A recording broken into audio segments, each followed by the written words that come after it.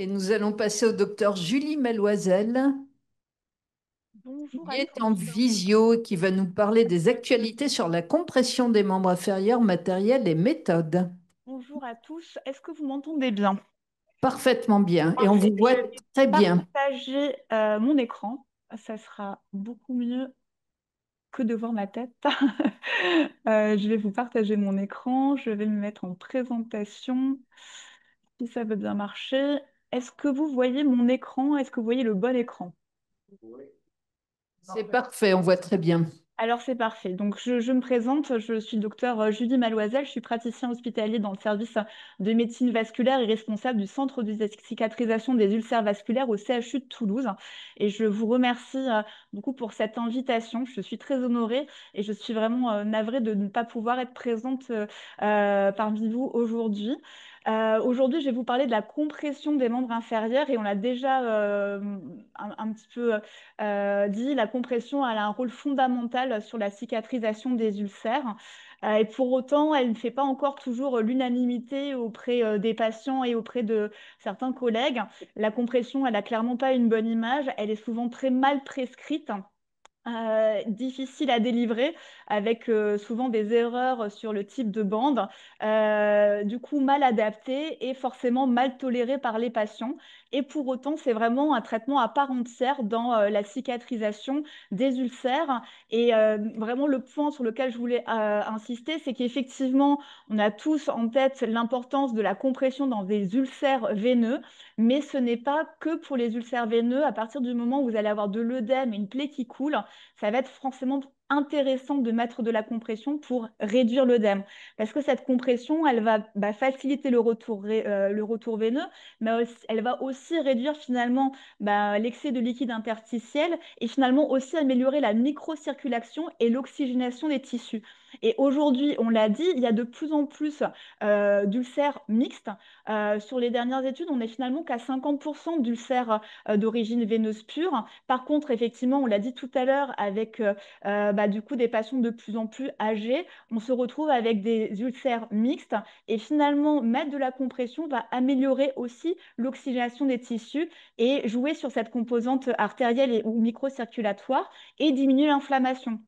Et pour rebondir sur la question sur la douleur neuropathique, il a clairement été montré que du coup, des plaies qui étaient très exsudatives, il y avait effectivement des cytokines inflammatoires dans cet exsudat qui allaient stimuler les petites terminaisons nerveuses. Et donc, c'est des patients qui ont des douleurs neuropathiques, des sensations de brûlure, de décharge électrique. Et donc, quand on fait une EVA, elle est augmentée. Quand on fait un DN4, qui est un questionnaire pour regarder justement le caractère neuropathique de la douleur, c'est des patients qui ont des DN4 positifs et on ira proposer effectivement du Lyrica, du Laroxyl pour essayer de soulager ces patients. Et le fait de réduire l'exsudat va souvent diminuer les douleurs et du coup être bon pronostic en termes de cicatrisation. Donc vraiment la compression, elle va améliorer le micro-environnement de la plaie. Et donc ce n'est pas que l'apanage de la maladie veineuse chronique. Alors bien évidemment, quand on est sur un ulcère variqueux, on va être sur de la compression forte. On va avoir effectivement différents types de compression. Mais ces œdèmes, ils sont vraiment souvent multifactoriels. Donc, on a parlé tout à l'heure de l'insuffisance veineuse superficielle, du symptôme post-thrombotique, mais j'insiste beaucoup aussi sur tout ce qui est autre cause d'œdème et souvent le côté donc multifactoriel, les patients qui vont avoir une mauvaise statique plantaire, les patients qui vont avoir des ankyloses de cheville, du coup des accidents avec du coup des amyotrophies et donc un retour veineux qui ne va pas se faire correctement. Sur l'augmentation de la prévalence des ulcères, en fait, on a clairement la sédentarité et l'obésité qui expliquent aussi que nos patients ont de plus en plus d'ulcères avec un problème d'hyperpression veineuse qui n'est pas forcément en lien avec une maladie veineuse bien identifiée, mais c'est surtout finalement fonctionnel. Et dans tous ces cas-là, il va falloir du coup aider au retour veineux. Donc, je vous ai mis ici les différents types de compression qui sont à votre disposition en 2025. Aujourd'hui, on l'a dit déjà, la bande élastique, finalement celle qu'on connaissait le plus, n'est pas recommandée dans les ulcères veineux. Sur les ulcères veineux, ce qui est recommandé, on l'a dit, c'est les systèmes multitypes. Mais vous avez aussi donc, des systèmes de bande inélastique, la bande anti-œdème qui va être très intéressante parce que peu de pression exercée sur la jambe, mais du coup, quand le patient va marcher, il va y avoir du coup une pression de travail avec des pics de pression et un effet anti-œdème qui peut être très intéressant. Ensuite, vous avez l'allongement court, donc une bande qui est un peu plus extensible, et les systèmes multitypes, hein, donc les plus connus, sont des kits où il va y avoir deux types de bandes et qui vont du coup associer des bandes qui vont avoir à la fois des propriétés à allongement court et des propriétés élastiques. Et c'est le combo en fait de ces différentes propriétés physiques des bandes qui va permettre vraiment une efficacité sur la cicatrisation.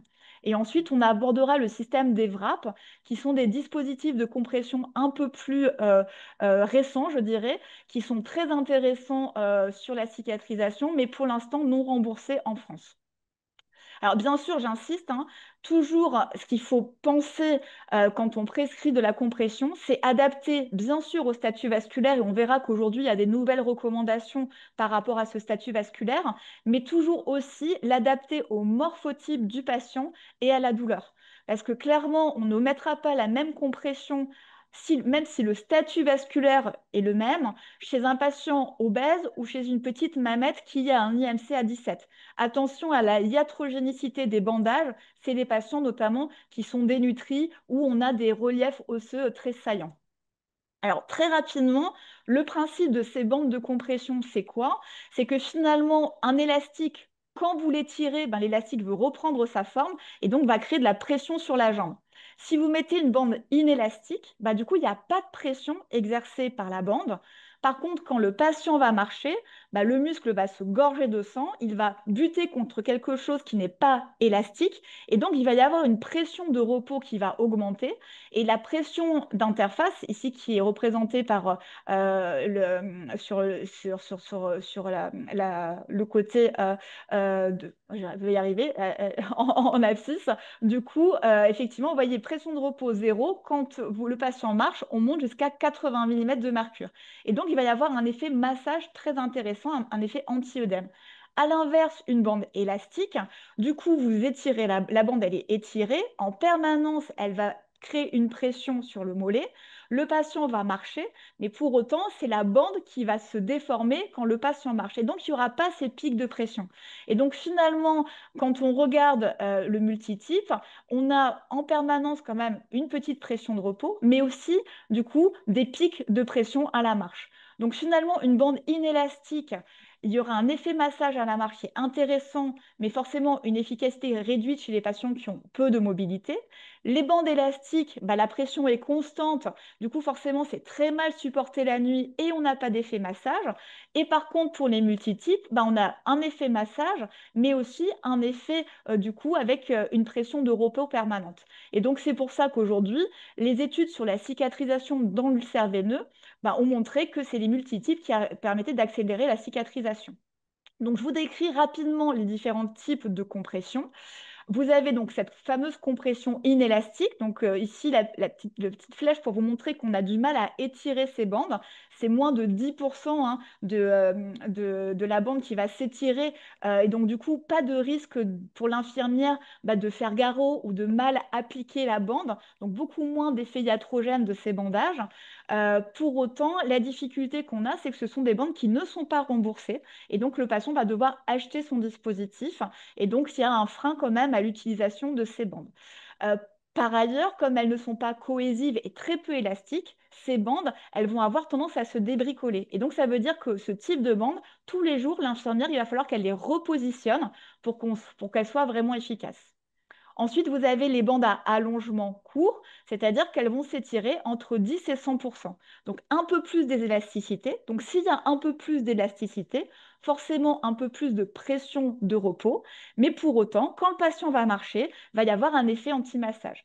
Donc là, vous avez deux bandes aujourd'hui qui sont remboursées dans cette indication, dans l'ulcère veineux, les bandes rosidales et la bande comprimant. L'intérêt aussi, c'est que ce sont des bandes qui sont lavables. Comme il y a quand même une pression de repos qui est quand même modérée, il faut effectivement faire attention. On ne va pas pouvoir le mettre chez des patients qui sont en ischémie critique, avec notamment des pressions d'orteil inférieures à 30. Pour autant, on peut les mettre chez des patients qui ont une artériopathie dite modérée. Les multitypes, donc on en parle. parce que c'est vraiment les recommandations dans l'ulcère veineux. Donc, avant, on avait effectivement le Profor qui était 4 types de bandes dans un kit. Aujourd'hui, on est plutôt sur des kits bibandes. Mais par contre, le fait de cette superposition de bandes fait qu'elles sont contre-indiquées chez les patients qui, pour le coup, auraient une artériopathie sous-jacente. Donc ces kits, en tout cas, ils sont recommandés aujourd'hui pour les ulcères qui sont veineux purs. Ces kits, que ce soit l'Urgocadol ou Coban2, ils ne sont pas lavables, donc c'est des kits à usage unique. Mais comme la deuxième bande est cohésive, le patient va pouvoir garder le bandage plusieurs jours d'affilée. Par contre, si la plaie est très exsudative, on n'aura pas d'autre choix que de renouveler le pansement et le bandage, parce qu'il faudra changer effectivement les bandes tous les jours. Mais sur le principe, on peut les garder jusqu'à 7 jours.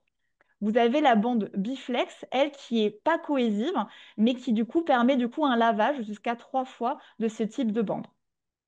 Mais j'insiste beaucoup, aujourd'hui, elles ont été validées dans l'ulcère veineux pur et donc elles sont contre-indiquées chez les patients qui auraient un ulcère mixte ou une artériopathie sous-jacente. Vous avez donc des kits avec de l'allongement court, c'est-à-dire uniquement des bandes rosidales. Et ce qui est intéressant dans ces kits, c'est qu'ils sont remboursés également, mais qu'il va y avoir à l'intérieur du matériel pour faire justement les bandages, c'est-à-dire un jersey pour maintenir le pansement, de la ouate pour protéger les saillies osseuses et homogénéiser le membre, et ensuite 2 bandes que l'on va mettre l'une sur l'autre pour créer quand même un minimum de pression. Donc le remboursement de ce kit Rosidal 6, il est dans le cadre de l'ulcère veineux, mais c'est vrai que ça reste de l'allongement court, et si l'on pose qu'une seule bande sur le membre, on pourra le proposer sur des patients qui ont du coup des ulcères mixtes, parce que justement, on a vu l'allongement court a peu de pression de repos. Si vous mettez plusieurs bandes l'une sur l'autre, l'indication, elle est quand même pour l'ulcère veineux pur. Donc, on revient sur la compression multitype. Aujourd'hui, donc, de nombreuses études, plus d'une trentaine, qui ont confirmé l'intérêt de ces multitypes dans des études qui étaient randomisées. L'intérêt, c'est la facilité de la pose, l'impact hémodynamique, peu de glissement et une efficacité sur la fermeture de l'ulcère. Et donc, des recommandations de l'HAS qui mettent ces ulcères ces bandes multitypes en première intention dans la cicatrisation des ulcères veineux. Et donc, j'insiste beaucoup, les bandes élastiques n'ont plus leur place dans la cicatrisation des ulcères veineux. Ici, je vous ai mis du coup les différents kits qui sont disponibles, qui sont donc remboursés dans l'indication des ulcères veineux. Et aussi, je vous rappelle que dans l'indication du lymphœdème, depuis 2024, le Coban2 est aussi remboursé. Et ici, je vous ai mis un petit exemple intéressant de bandage multitype qu'on peut mettre sur les membres. Alors, chez ce patient, il n'y a pas d'ulcère, mais on comprend bien que c'est des patients quand même qui sont à risque d'ulcération et vraiment de récidive. Ce qui va être intéressant en plus dans ces bandages, ben, c'est l'effet sur la trophicité cutanée et aussi la réduction de cette, là ici, papillomatose très sévère. Vous avez aussi à disposition des kits de chaussettes qui sont très intéressants chez les patients qui ont du mal justement avec l'utilisation des bandages. Donc ça, c'est le kit Vénotren Ulcer Tech. C'est soit 39 mm de mercure, soit 46 mm de mercure. Donc on est sur de la compression forte et indiqué dans les ulcères ouverts, veineux purs, avec une superposition de chaussettes. Donc ça, c'est intéressant parce que ça peut aider à l'observance de la compression avec un système de disposition simplifié où les chaussettes se superposent. Pour autant, bien évidemment, c'est du taillage, c'est pas du sur-mesure. Il faut quand même que le morphotype du patient soit compatible avec ce type de chaussettes. Donc, pour revenir sur les différents types de bandes, les points vraiment sur lesquels je voulais insister, c'est que quand on est sur des bandes dites sèches, c'est-à-dire non cohésives, il est vraiment très important de protéger la peau et les saillies osseuses. Et donc, en fait, ce sont des bandes qu'on ne pose pas directement sur la peau, sinon on se retrouve avec ces problématiques-là. Donc, il faudra prescrire effectivement un jersey de la ouate ou dans le kit Rosidal 6, vous avez déjà du coup le jersey et la ouate et les bandes. Là, vous voyez, ça c'était ce qu'on faisait avant, des bandes biflex. Aujourd'hui, on est plutôt sur des bandes inélastiques ou allongement court. Et si on est sur de l'ulcère veineux pur, à ce moment-là, on peut poser un système multitype. J'insiste beaucoup, les bandes inélastiques, allongement courtes, elles ne sont pas cohésives, donc il faut qu'elles soient renouvelées tous les jours, particulièrement le matin, parce que c'est là où le patient va marcher et va être actif, plutôt que le soir où finalement le patient va aller dormir avec sa bande et ça n'a aucun intérêt sur l'effet synergique avec la contraction musculaire. Donc si vous devez prescrire des bandes à allongement court, insistez beaucoup pour que les pansements et que les bandages soient faits par l'infirmière le matin et du coup renouveler ces bandages pour qu'ils soient efficaces. Dans les kits multitypes, vu que du coup c'est cohésif, on peut tout à fait se permettre de les laisser effectivement plusieurs jours d'affilée. Toutes ces bandes, que ça soit inélastique, allongement court ou les systèmes multitypes, peuvent être gardées 24 heures sur 24. D'accord? Et par contre, dans le multitype, on peut, peu importe l'horaire, parce que c'est cohésif, ça tient bien, et on va plutôt les renouveler 2 à 3 fois par semaine. Encore une fois, c'est de l'usage unique. Donc, on évite quand même de devoir les prescrire avec un renouvellement quotidien. Si on doit faire des renouvellements quotidiens, autant plutôt utiliser des bandes qui sont lavables, réutilisables. Le point important sur lequel je voulais insister, c'est finalement pour qui on va prescrire ces compressions. Finalement, pour les patients qui ont des ulcères avec des difficultés de cicatrisation, bien sûr dans l'ulcère veineux, et on va voir vraiment les recommandations. Donc ça veut dire un IPS supérieur à 0,8, on met une compression forte. Quid du coup des ulcères mixtes à prédominance artérielle? Déjà, la difficulté dans les ulcères mixtes, c'est qu'on n'est pas tout à fait d'accord sur la définition de qu'est-ce qu'un ulcère mixte. Est-ce que c'est un ulcère où l'IPS est entre 0,6 et 0,8? Est-ce que c'est un ulcère mixte, donc avec une pathologie veineuse sur lequel se rajoute une insuffisance veineuse fonctionnelle, ou est-ce que ça doit être vraiment une pathologie veineuse bien identifiée? Certains mettent le cutoff sur une pression d'orteil supérieure à 60 mm de mercure pour considérer que vraiment le patient a un ulcère mixte. Et donc aujourd'hui, en tout cas, il y a des recommandations européennes qui nous encouragent à mettre de la compression chez les patients porteurs d'ulcères mixtes. Et donc du coup, pour nous aider à la définition de l'ulcère mixte, de plus en plus, on utilise la pression d'orteil. Donc, on a parlé tout à l'heure de l'IPS, tout le monde connaît l'indice de pression systolique. C'est vrai que chez les patients qui sont porteurs d'ulcères, la difficulté de l'IPS, c'est que finalement, on se retrouve chez des patients âgés avec un risque de médiacalcose. Souvent, c'est des patients diabétiques, insuffisants rénaux. Et donc, du coup, finalement, c'est vraiment la population la plus à risque d'avoir des ulcères mixtes. Et le problème, c'est que l'IPS, dans cette population-là, ne pourra pas être un bon marqueur d'une artériopathie sous-jacente à cause de la médiacalcose. Et donc, la Société française de médecine vasculaire, mais également le SVS, encourage à utiliser plutôt la pression d'orteil pour essayer de quantifier vraiment l'artériopathie et guider en fait le médecin sur le choix de la compression. Alors, cette pression d'orteil, on peut utiliser, souvent on utilise le Sistou. Dans les centres de référence, on a un laser Doppler qui reste la méthode de référence. Et ce qui va être très intéressant, c'est que vraiment, en présence de médiacalcose, la sensibilité et la spécificité du diagnostic de la OMI est largement améliorée avec une pression d'orteil. Et donc, on considère que si effectivement l'indice de pression systolique à l'orteil est inférieur à 0,7, on confirme la OMI. Et si cette pression d'orteil est inférieure à 30, on est en ischémie critique et là, le patient ne pourra pas avoir de compression. Donc ici, je vous ai remis les recommandations pour les ulcères mixtes. Donc bien évidemment, une pression d'orteil inférieure à 30, la compression vraiment est contre-indiquée. Pour autant, chez les patients qui auraient une pression du coup supérieure à 60 mm de mercure en cheville ou une pression d'orteil supérieure à 30, on peut se poser la question d'une compression dite modifiée, c'est-à-dire plus light, et donc ce qui correspond finalement à de la compression soit inélastique, soit à allongement court. Par ailleurs, il y a des études qui ont montré qu'effectivement, une compression inélastique ou allongement court, comme elle était mieux, il y avait moins de pression de repos, du coup, ça améliorait aussi l'observance des patients et il y avait donc une meilleure tolérance, mais pour autant, tout aussi efficace sur la réduction de l'œdème.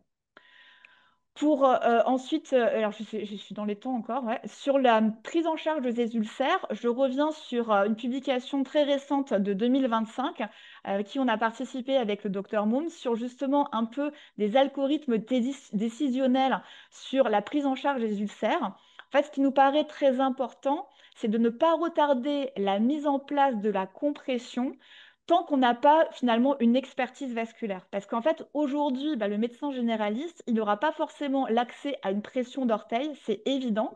Mais pour autant, des fois, on pourrait quand même proposer Est-ce, de la compression pour pouvoir traiter. Oui, je est-ce suis. qu'il serait possible d'aller un petit peu plus vite parce Oui. qu'il reste 4 présentations et il y a pas mal de questions dans la salle? D'accord. Je croyais que j'avais plus de 20 minutes. Ok, je suis à 19 minutes, mais ok, très bien. Donc du coup, rapidement, tout ça pour vous dire que du coup, avant, en première intention, des signes d'alerte, un patient qui claudie, pas de pouls, une froideur du membre, à ce moment-là, bien évidemment, on va demander un statut vasculaire. Mais si on n'a pas ces signes d'alerte, déjà proposer en première tension de la compression inélastique ou à allongement court, pour déjà améliorer le pronostic cicatriciel de la plaie.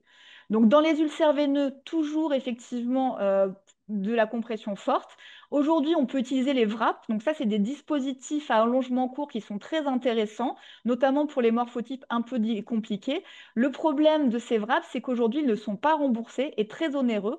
Pour autant, ils ont montré un intérêt dans la cicatrisation, avec notamment une étude qui a été faite pour comparer le wrap à un système de bandes multitypes. Et dans ces études, finalement, bah, une très bonne cicatrisation et en plus un impact médico-économique plutôt positif puisque c'est des usages, des matériaux qu'on peut laver, réutiliser. Vraiment, le problème, ça reste le coût.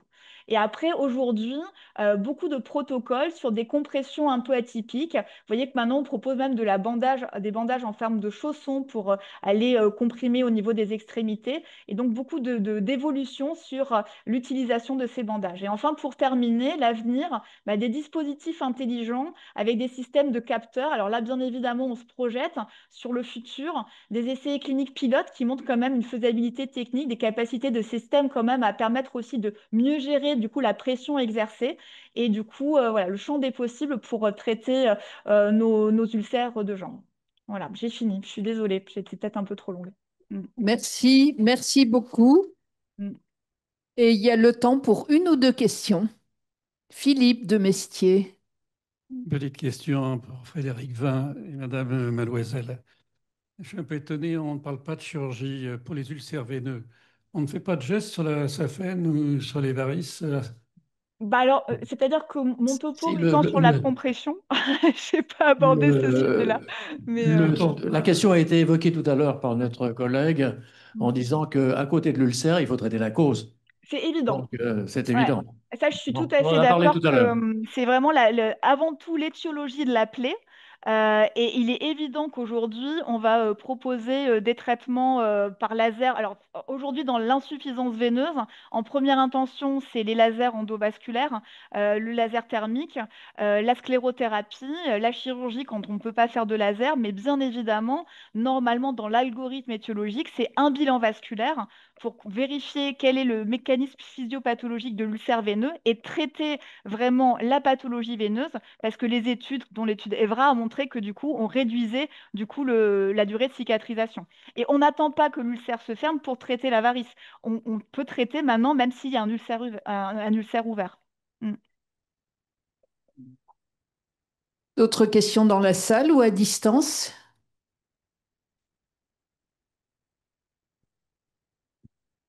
Faire une petite remarque. Oui. Juste une petite remarque pour dire que j'ai eu des cas de patients avec une artérite, un ulcère d'origine artérielle et un édème, avec douleur de décubitus, le patient ayant toujours la jambe hors du lit, et que en réduisant l'édème, Bien sûr. j'ai pu obtenir une amélioration de la Ouais. microcirculation et supprimer la douleur de Ouais. décubitus.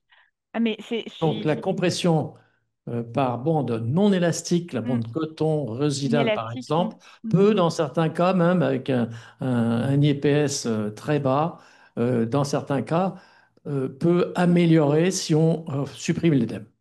Alors, tous nos patients maintenant, même artériopathes, ont des bandes inélastiques et on a réussi à convaincre nos chirurgiens vasculaires qui un peu, étaient quand même un petit peu réticents au début à l'utilisation des bandages inélastiques chez des patients avec un statut vasculaire précaire, mais vraiment sur des études qui ont mesuré justement la pression d'orteil avant et après les bandages, on améliore la perfusion distale en réduisant l'œdème. Donc, il y a vraiment un intérêt sur la cicatrisation. Merci beaucoup. En tous les cas, vous avez été très clair, hein.